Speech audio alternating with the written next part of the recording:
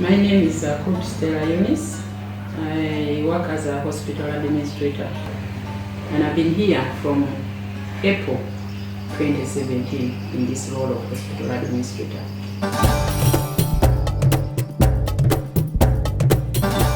First of all, most of the things are actually on my shoulders.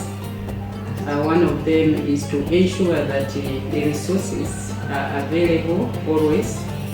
That is the non-human resources and the human resources.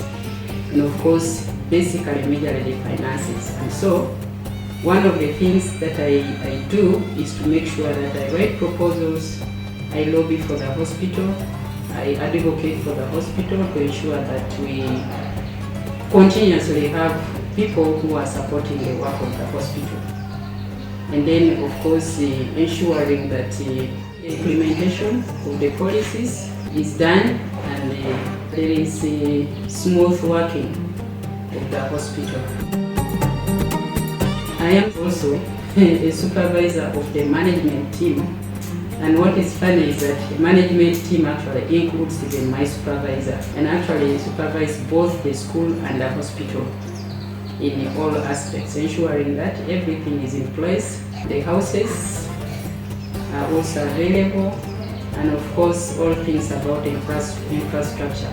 All estates management actually is under the administration.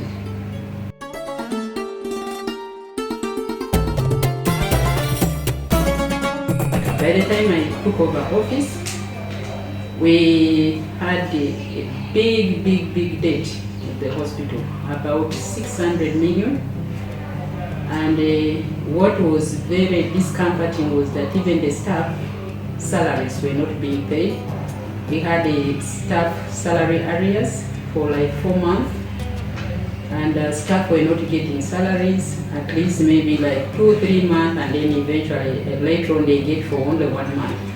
And there were many equipment which were not available. Things of the lab department, things of the theater, the equipment that are being used at the theater, most of them were not there. And there was a lot of chaos. And to make matters worse, there were a lot of riots here, strikes, people are striking, they are chasing patients out, and all this was discomforting, and it's because the salaries were not being paid, and things were kind of out of control, because then everybody was now doing what they wanted. I treat a patient, for example, they said, if I treat, give me, I'm the one treating you. So they just pick the money and put it in their pockets. The same thing to other departments. We had to start slowly by putting the house to order. First of all, by looking at the policies which are available and saying, what do the policies say? And we started sensitizing the staff. And slowly by slowly, they began appreciating. Those who didn't appreciate because they thought things were tough, they just decided to quit. So, but from there now we are now paying salaries, people are receiving their salaries. The supplies, like the drugs, are now there. We don't run out of stock, and yet that was a big issue by then because people also used to take.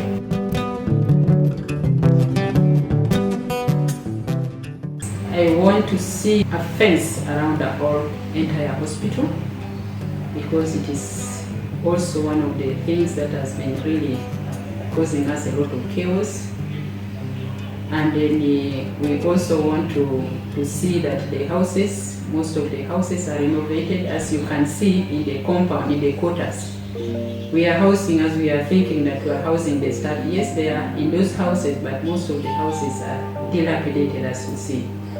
So the next 100 years, we want to see that those houses are complete. We also want to have a full master plan for the hospital.